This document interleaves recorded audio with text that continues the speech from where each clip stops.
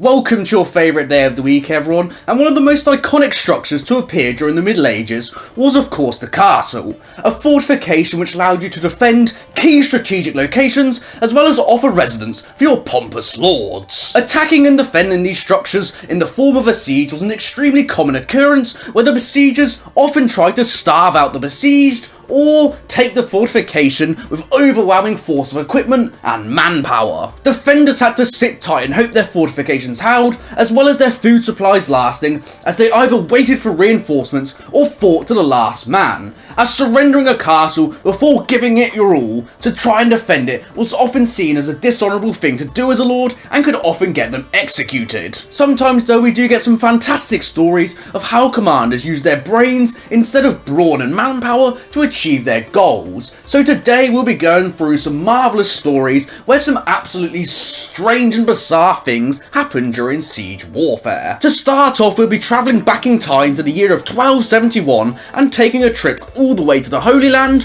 where the Crusader forces of crack chevaliers had come under siege by Sultan Baybars, and he had captured the surrounding region with little resistance. Despite being heavily outnumbered, the defending Knights Hospitallers were not ready to give up so easily, and the castle provided some hefty fortifications that could withstand a long siege. Baybars soon took the outermost walls in only 2 days, facing little opposition from the defenders, while the knights inside retreated further into the castle, determined not to betray their order and would fight to the last man in order to fulfill their oath to God. They had enough food supplies inside the castle to make this siege last for months. However, after only 10 days, they received a letter. It was signed by the leader of their order himself, the Grand Master of the Hospitallers, ordering them to surrender the castle and seek terms with the Sultan. The defenders obeyed the letter to the detail and negotiated the surrender of the castle at once, and Baybars, being a merciful man, let everyone have safe passage from the castle. However, as it turns out, of course, the letter was not actually from the Grand Master, and it was a forgery on the side of Baybars, who instead of wanting a long siege, decided to use a far simpler technique instead. Probably the first known case of a scam email working.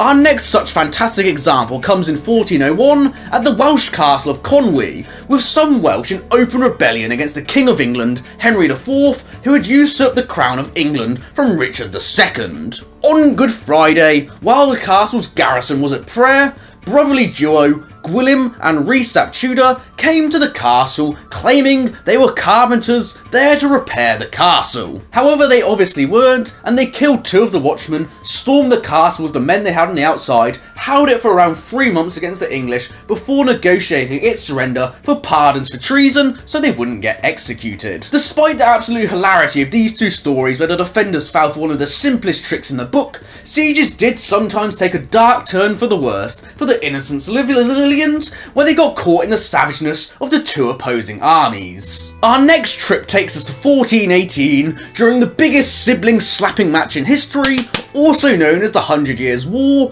where English King Henry V embarked on his second lad's holiday into France to secure his French subjects' loyalty and recognise his claim to the French crown. You fucking wanker. Henry advanced through Normandy pretty quickly, securing the city of Caen within a month before laying siege to the city of Rouen. However, the civilians of Rouen wanted absolutely nothing to do with him and were determined to resist him, so they started destroying buildings and land around the city.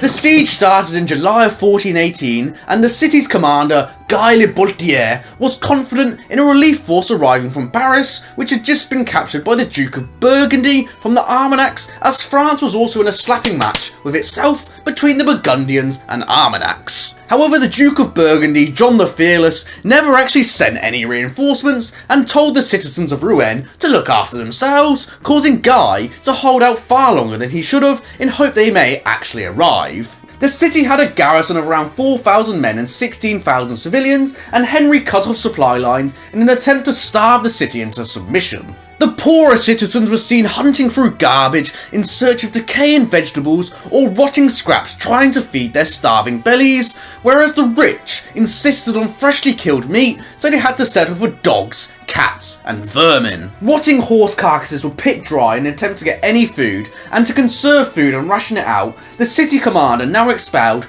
12,000 of the weaker civilians who couldn't fight, and he believed they would go to nearby towns for safety and to be fed. King Henry though didn't really care about these 12,000 people, and he wouldn't allow any of them to cross his siege lines, so they were stuck in between Henry's siege camp and the city, and he hoped to shame them into taking them back to run out of food quicker. The citizens were forced to live in the ditches surrounding the city, slowly starving to death. However, Henry did have a sense of generosity in him, as on Christmas Day, he fed them all before letting them starve to death again. Their relations who had remained in the city heard cries of the starving and saw the dead bodies of the friends and families that scattered the moat from the city walls, and applied immense pressure to the city commander to surrender the city. After a 7-month-long siege, King Henry had his city in January of 1419 to use as a base to launch raids into northern France, but at the cost of 12,000 civilian lives. Henry's decision to let 12,000 starve to death, as well as his massacre of prisoners at the Battle of Agincourt 3 years prior, has painted a dark reputation on him as a king and a military leader. Whatever opinion is held on him, he had to make extreme decisions in the heat of the moment to achieve the victory he desired. Moving on to a much more pleasant story now, we travel to sunny Italy and the city of Parma in the year 1247, when the Holy Roman Empire had laid siege to it after a bit of a handbag situation between them and the Lombards who held the city.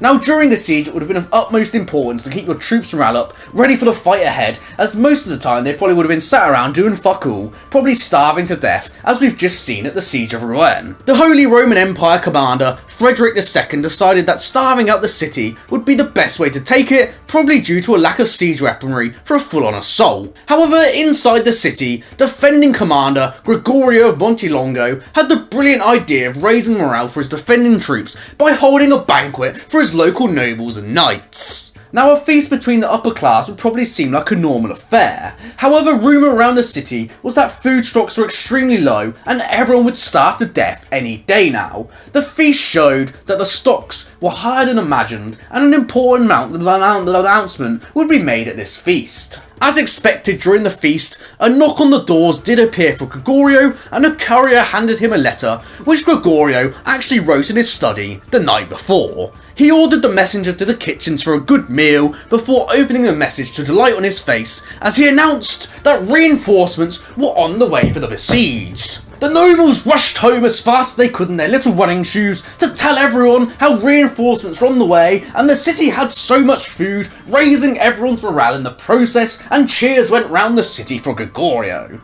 Or something like that. However, as we all know, Gregorio had lied, saying support was on the way, when it actually wasn't. However, in some strange stroke of luck, reinforcements did actually arrive for the city not long after Gregorio's feasts, and they drove off the attackers in assaults out of the castle. The siege lasted for around 8 months in total, and perhaps the city would have surrendered sooner if it wasn't for Gregorio's facade banquet.